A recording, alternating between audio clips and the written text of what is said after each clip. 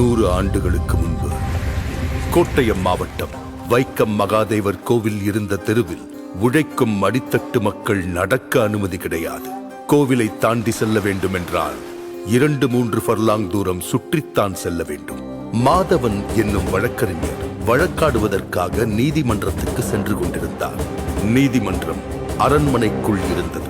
ராஜாவின் பிறந்த நாள் என்பதால் அரண்மனையில் பந்தல் போட்டு வைத்திருந்தார்கள். நீதிமன்றமும் பந்தலுக்குள் அகப்பட்டுக் கொண்டது. யாருக்கும் எதற்கும் அசைந்து கொடுக்காத விஷ விருட்சங்களாக வளர்ந்து நின்ற சாதியும் மதமும் மாதவனுக்கு அனுமதியை மறுத்தது.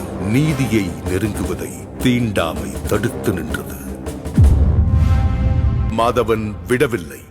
அண்ணல் காந்தியடிகளின் ஆலோசனையில் தலைவர்கள் காங்கிரஸ் கட்சியுடன் 1924ஆம் வருடம் மார்ச் 30 அன்று தெருவுக்குள் நுழையும் சத்தியாகிரக போராட்டத்தை தொடங்கினார்கள். உயர் சாதியினரும் விடவில்லை. வைக்கம் போராட்டத்திற்கு எதிரான இயக்கத்தை உருவாக்கினர். காவலர்கள் போட்டிருந்த தடுப்பை கூட நெருங்க விடாமல் போராட்டக்காரர்களை தடுத்தார்கள், மிரட்டினார்கள். கண்ணிருந்தால் தானே பாதை தெரியும் என சுண்ணாம்பு நீரை கண்ணில் வீசி பார்வையை பறித்தார்கள். போராட்டம் தளராமல் தொடர அரசனுக்கு மூக்கு வியர்த்தது. டி.கே. மாதவன், கேசவ மேனன், ஜார்ஜ் ஜோசப் என 19 தலைவர்களையும் கைது செய்தார். போராட்டத்தை வழிநடத்த தலைமை இல்லை. சிறையில் அடைப்பட்ட தலைவர்களுக்கும் வேறு வழியில்லை. காங்கிரஸ் கமிட்டிக்கு கடிதம் எழுதினார்கள். நீங்கள் வந்து போராட்டத்திற்கு உயிரூட்ட வேண்டும், இல்லை என்றால் அரசரிடம் மன்னிப்பு கேட்டு போராட்டத்தை கைவிட வேண்டிய நிலைக்கு தள்ளப்படுவோம் என்றது கடிதம்.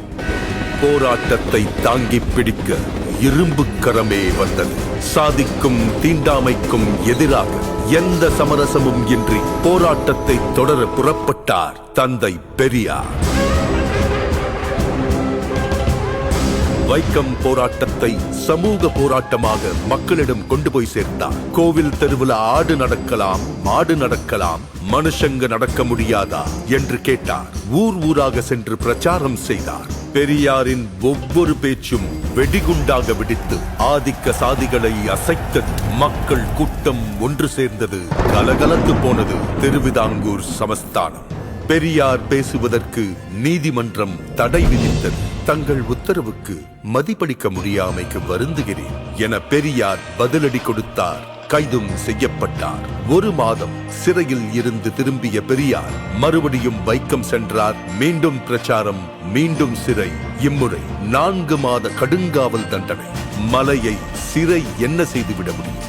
இந்த நேரத்தில் திருவிதாங்கூர் ராஜா சர் ராமவர்மா திடீரென காலமானார். சிறையில் இருந்தவர்கள் விடுதலை செய்யப்பட்டனர். வெளியே வந்த பெரியார் மீண்டும் போராடினார். பெரியார் தலைமையிலான போராட்டத்திற்கு பலன் கிடைத்தது. திருவிதாங்கூர் ராணி பேச்சுவார்த்தைக்கு முன்வந்தார். அண்ணல் காந்தியடிகளை பேச்சுவார்த்தைக்கு அழைத்தார்கள். பேச்சுவார்த்தைக்கு வந்த காந்தியடிகளிடம் தெருவில் நடக்கக்கூட அனுமதி வழங்குகிறோம், அதற்கடுத்து ராமசாமி கோவிலுக்குள்ளும் நுழைய வேண்டும் என போராடினால் என்ன செய்வது என்று ராணி கேட்க காந்தியடிகள் பெரியாரிடம் பேசினார். பெரியார் தனது நிலைப்பாட்டை விட்டுக் கொடுக்கவில்லை. பாதையை திறந்து விடட்டும், அதற்காக கோவிலுக்குள் நுழைய போராட மாட்டோம் என உத்தரவாதம் கொடுக்க முடியாது. வேண்டுமென்றால் இப்போதைக்கு அதற்காக போராட மாட்டோம் என சொல்லுங்கள் என்றார் பெரியார். பெரியாரை தன் வழிக்கு கொண்டு வர முடியாது என காந்தியடிகளுக்கு புரிந்தது.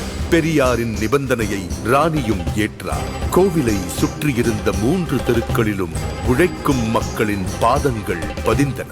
1925ஆம் ஆண்டு நவம்பர் மாதம் போராட்டம் வெற்றி கண்டது.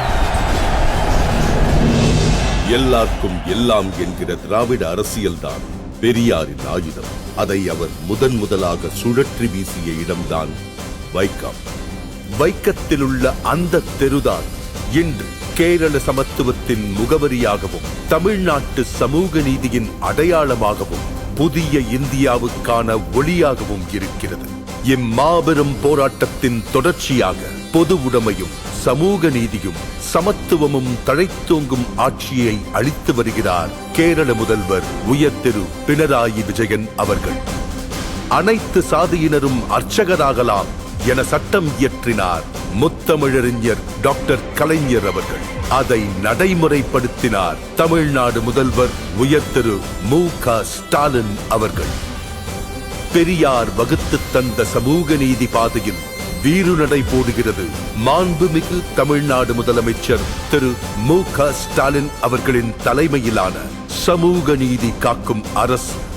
100 ஆண்டுகளை தாண்டியும் பெரியாரின் பகுத்தறிவு ஓர் ஆயுதமாய் பழமைவாதத்தை வேரறுத்து வருகிறது. இந்நிலை வைக்கம் போராட்டத்தின் நூற்றாண்டை சிறப்பிக்கும் வகையில் தமிழ்நாடு அரசு சார்பில் வைக்கத்தில் அமைந்துள்ள பெரியார் நினைவகம் ரூபாய் 8.14 கோடி மதிப்பீட்டில் புனரமைக்கப்பட்டுள்ளது. ஓர் உரிமை போராட்டத்தின் நினைவுகளை தமிழ்நாடு, கேரளா ஆகிய 2 மாநிலங்களும் இணைந்து கொண்டாடுவது சமூக நீதி பயணத்தின் முத்தான தருணம். இந்தியாவின் கவனம் இதை நோக்கி திரும்பும்.